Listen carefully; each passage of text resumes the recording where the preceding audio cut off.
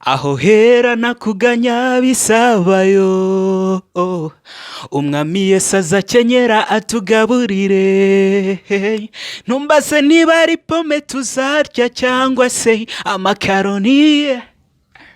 Hello guys, amakuru yanyu.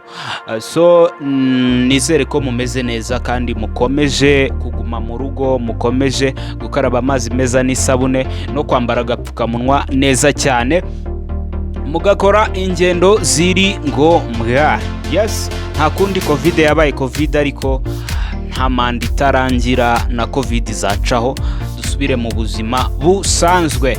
Ngo ikaze kuri Chance TV Rwanda CTV, kwibutsa ko uba ugomba gukora subscribe wowe utarayikora, hirya hari inzogera nayo ukayikandaho kugira ngo buri kimwe ujye ugenda ukibona. Uyu munsi dutangiye amasomo ya guitar acoustic, ngira ngo hafi ya mwese iyi guitar murayizi. Niyo tugiye guheraho twiga. Hari byinshi nkuko nabikubwiye, iyi Chance TV Rwanda iragicaho ibintu byinshi bitandukanye, live recording, iragicaho ibintu by'amarushanwa y'abanyempano, irajya inyuraho amasomo ya muzika harimo amagitar, piano na violin n'ibikunda tuzayishaka.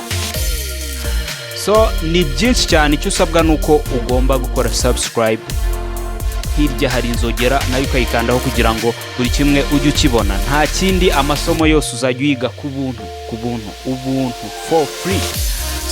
Reka tuze mu kanya gato dutangire, tubanze twamamaze, dukorere cash.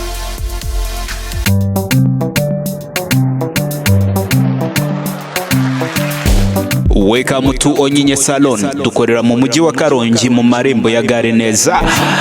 Ushaka inyogosho zigezweho nta handi wazibariza usibye muri Onyinye Salon. Duhamagare kuri nimero ikurikira: 0783570048, 0783570048. Onyinye Salon, twika. DJ Chance producer on the beat. Let's get up out of here.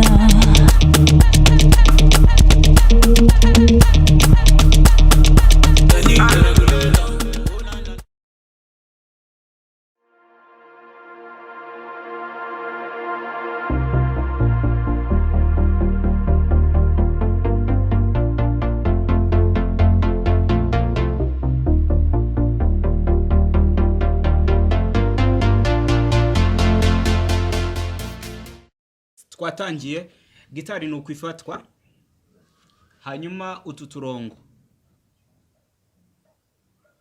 hagati aha ni kaze. Yes. Hanyuma uburyo tugiye kwigamo gitari, tugiye kwiga gitari tuyihuza na piano.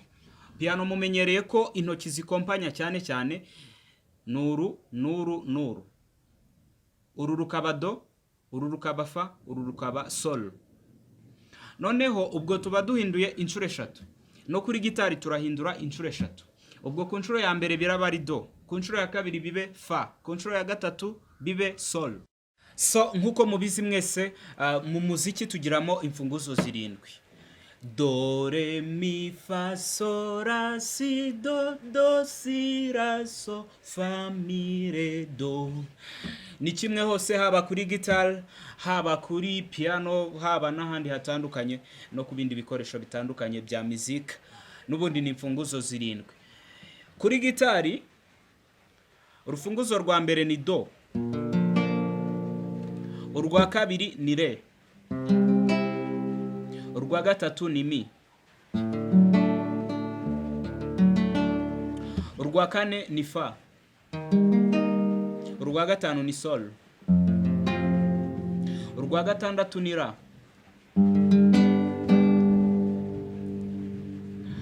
urwa karindwi ni si,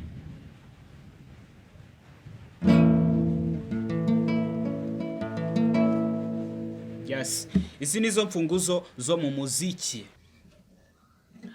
hanyuma duhereye kuri do. Do ni umurya wa kabiri. Ni ukuvuga ngo uburyo tubara imirya, duhera ku murya wo hasi tukazamuka. Ni imirya 6, uwa mbere, uwa gatandatu. Yes.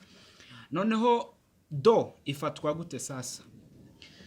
Ni umurya wa kabiri muri kaze ya mbere, umurya wa kane muri kaze ya kabiri, n'umurya wa gatanu muri kaze ya gatatu. Gutya.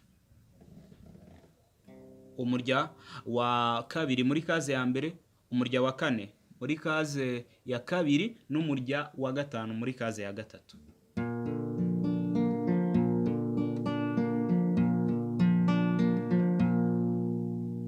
Fa yayo iraza kubiyihe sasa?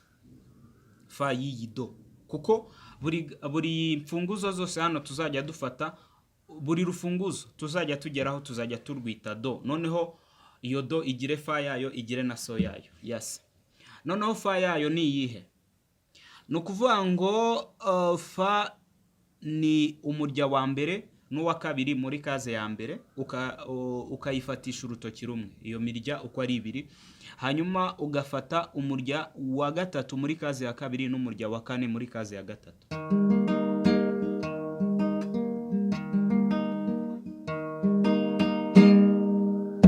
Yes. Hanyuma solo yayo ikaba iyihe? Turajya muri kaze ya gatatu, dufate umurya wa mbere n'uwa kabiri ku ntoki 2 n'ubundi zo hasi. Hanyuma dufate umurya wa gatanu muri kaze ya kabiri n'umurya wa gatandatu muri kaze ya gatatu. Iyi ni solo.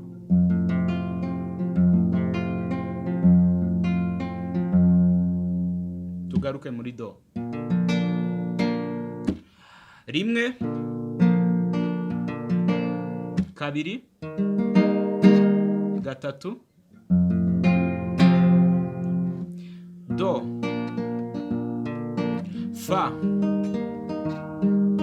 sol, do. Umva zirikana yuko iyi si yacu yameze amenyo